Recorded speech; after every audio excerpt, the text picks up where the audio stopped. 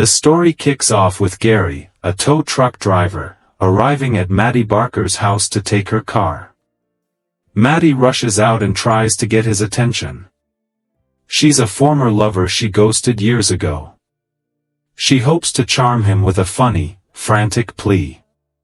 Her plan falls apart when a recent hookup steps out of her house, making things awkward. Gary starts to tow the car, leaving Maddie without her main income as an Uber driver. Desperate to avoid losing her home to unpaid taxes, Maddie rollerblades through town chasing after Gary. She rushes to a diner, trying to get her car back. When she tries to lower it, the car remains attached to the tow truck. She struggles to free it, until Gary lifts it back up. Her reckless moves land her on probation.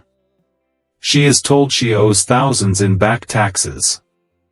With her mother's house at risk and bankruptcy near, Maddie needs a quick fix for money.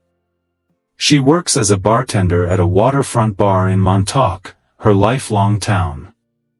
On a break, her best friend Sarah shows her an unusual ad. It's from wealthy parents, Laird and Allison Becker. They're offering a Buick Regal to a woman in her 20s who will date their shy son, Parsi. They want her to help boost his confidence before he starts college at Princeton. Maddie visits the Beckett house and meets Laird and Allison. They say Parsi is shy, mostly stays in his room, and has no friends. They wanted someone closer in age, but Maddie convinces them she's right for the job. She first claims she's 29 but later admits she is 32. Her charm and need make her the perfect fit. She's told Parsi must never find out about the deal. Laird and Allison send her to find Parsi at a dog shelter where he volunteers.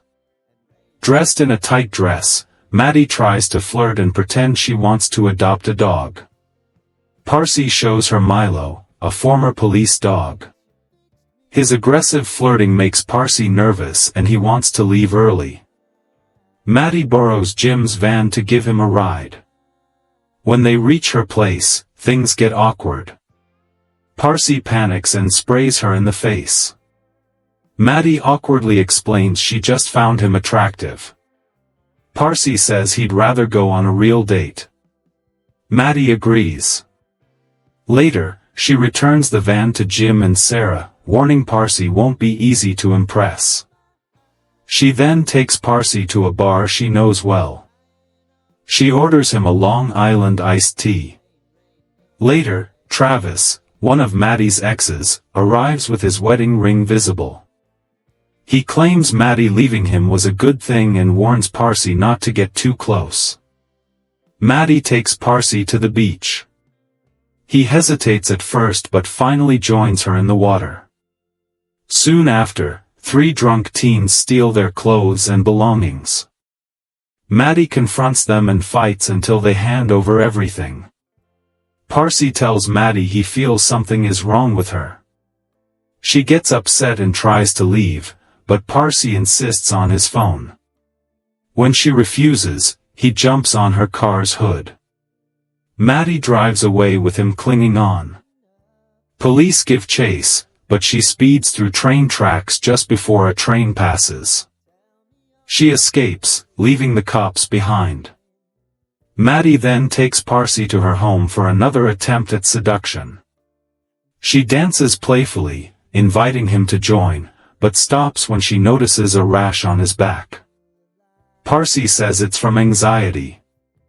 While she applies lotion, he opens up about his past.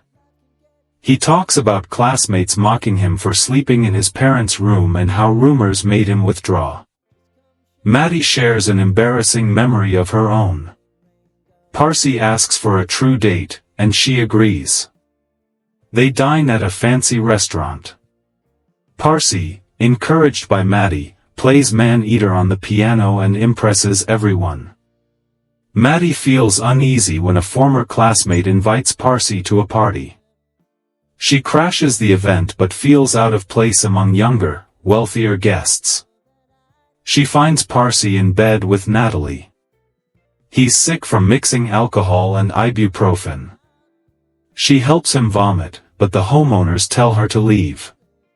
Parsi tries to defend her but accidentally punches her during the chaos. Later, in a limo, Parsi says he wants to be with her and confesses his love.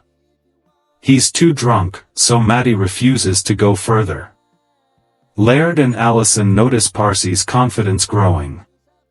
He credits Maddie for it.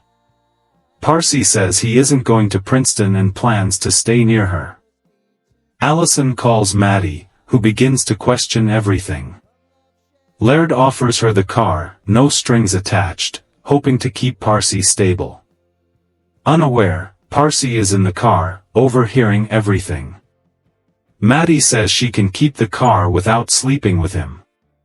He's crushed.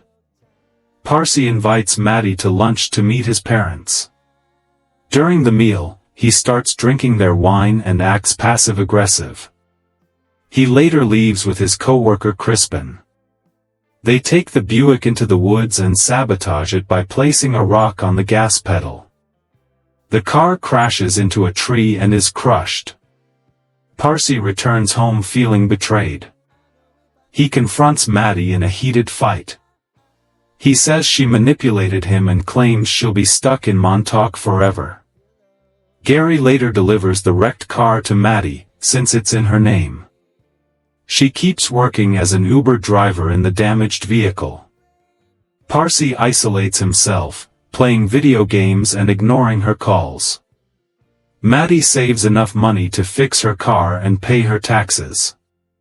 She then decides to sell her house. Determined to set things right, Maddie jumps onto Parsi's moving car. The chase ends in chaos when they crash into the ocean. Maddie's accidental fire from a beach barbecue causes the wreck.